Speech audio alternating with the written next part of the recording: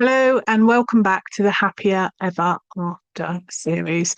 Today we're talking about guilt, not the obvious kind, not guilt about something you did or didn't do, but the quieter, more confusing guilt that can surface after loss, especially when you begin to want more from life again. This is the guilt that shows up when you notice a moment of lightness, when you laugh and immediately feel a pang, when you enjoy something and then wonder if you're allowed to. If you've ever thought, why do I feel guilty for feeling okay? This episode is for you. Guilt after loss can be incredibly common, and yet it's rarely spoken about honestly. In the early days of grief, pain makes sense, sadness is expected. There's a kind of permission to suffer. As time passes and the intensity of grief shifts, something else often creeps in. Moments of relief, moments of connection, moments where life doesn't feel quite as heavy. And instead of feeling grateful for those moments, many people feel guilty. Guilty for laughing, guilty for smiling, guilty for enjoying something without them. There can be an unspoken belief underneath this guilt that feeling some okay somehow means you're betraying your loved one, as if grief is the price you must pay to prove how much they mattered. If that belief has shown up for you, I want to pause here because this is not a flaw in you, and it's not a sign that you're doing grief wrong. It's a reflection of how deeply you love. For many people, guilt becomes a way of staying connected, a way of saying, I haven't forgotten you. You still matter. The cost of that guilt can be high. It can keep you emotionally contracted. It can make joy feel dangerous. It can turn moments of peace into moments of self criticism. And over time, it can quietly limit your life. I want to gently explore where this guilt comes from because understanding it can change how you relate to it. One source of guilt after loss is loyalty. When someone dies, especially a partner, there can be a sense that moving forward means moving away from them, that building a life that contains pleasure, meaning, or growth somehow diminishes the relationship you had. This can be especially strong if your partner suffered or if the loss was sudden, unfair, or traumatic. There can be a feeling of, how can I be okay when they didn't get to be? That question doesn't come from selfishness, it comes from love. Another source of guilt comes from identity. When you lose a partner, your identity often shifts, whether you want it to or not. Roles change, responsibilities change, the shape of your life changes. As you begin to adapt to those changes, you may notice parts of yourself returning or new parts emerging, and that can feel unsettling. You might find yourself thinking, if I change too much, am I leaving them behind? If I grow, does that mean the life we had mattered less? Again, these questions make sense. They can also trap you in an impossible position where staying the same feels painful and changing feels disloyal. I want to be very clear here. Growth does not erase love. Adaptation does not equal betrayal. And finding moments of joy does not invalidate your grief. What often goes unspoken is that guilt after loss is not a moral signal. It's a nervous system and attachment response. When someone we love dies, our system doesn't just lose the person, it loses a reference point, a sense of safety, a shared future.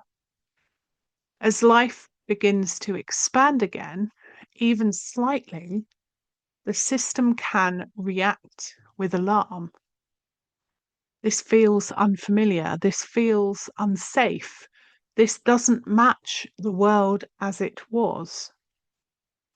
And one way the system tries to restore familiarity is through guilt. Guilt pulls you back into the known emotional landscape of grief. That doesn't mean it's helpful, but it does mean it's understandable. I also want to name something that many people feel but rarely say out loud. Sometimes guilt shows up because grief has become intertwined with meaning. When everything else has fallen away, grief can feel like the last remaining connection. Letting go of constant pain can feel like letting go of the relationship itself. If you've ever felt afraid of feeling better, not because you enjoy the pain, but because you don't want to lose what it represents, you're not alone. And there is no shame in that. But here's the reframe I want to gently offer. Your relationship with your loved one is not measured by how much you suffer. Love is not proven through pain, and your life is not required to stay small in order for your grief to be valid. Another layer of guilt can come from the outside world. Comments like, they would want you to be happy. You're so strong. You're doing so well.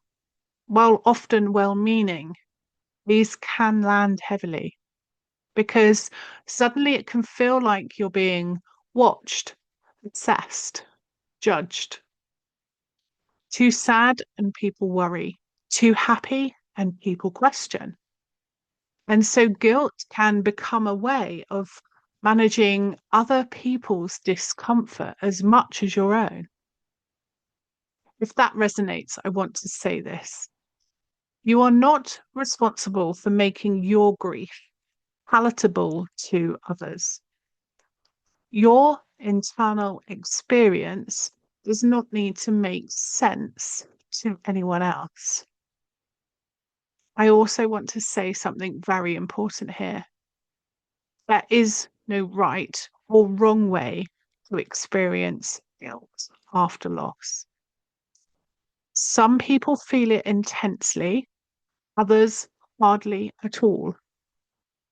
Some feel it early, others much later.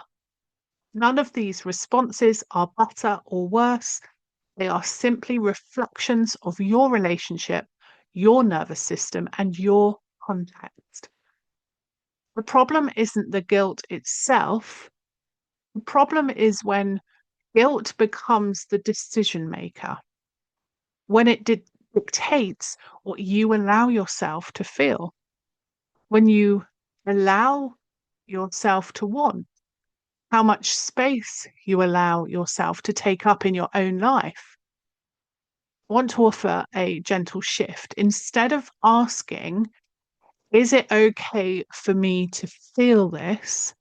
Try asking, what is this feeling protecting? Often underneath guilt, there is love, loyalty, fear, sadness. When you meet guilt with curiosity rather than judgment, it often softens, not because it disappears, but because it no longer has to shout. If you notice guilt arising when something good happens, you don't need to shut it down or push it away. You might simply acknowledge it. Of course, this feels complicated. Of course, part of me feels torn. This makes sense. That kind of internal response creates safety. And safety is what allows growth to happen without force. I also want to be clear about something else. Wanting more from life after loss does not mean you are dissatisfied with the love you had. It means you are alive. And being alive comes with needs, desires, and capacity for meaning. There is room in your life for grief and for moments of lightness, for sadness and for hope, for remembering and for living. This is not an either or, it's a both and. And finding your way into that both and takes time. If, as you're listening, you notice discomfort, tension, or emotion rising, pause for a moment. You don't need to resolve anything today. Just notice your body. Notice your breath. Notice that you're here. You are allowed to take this at your pace. If guilt is part of your experience right now, that doesn't mean you're doing something wrong. It means you loved deeply, and over time, with gentleness and support, that guilt can loosen.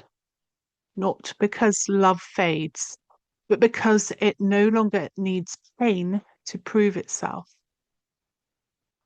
If you'd like support as you navigate life after loss, you can explore the Life After Loss guide via the show notes, happyacoach.com/happier-ever-after/life-after-loss. You'll also find the Happya Ever After hub at happyacoach.com/happier-ever-after, where resources will continue to be added throughout the series. You don't need to rush joy. You don't need to justify feeling okay. You don't need permission to want more from life. You are allowed to carry love forward and still live. Thank you for being here with me today.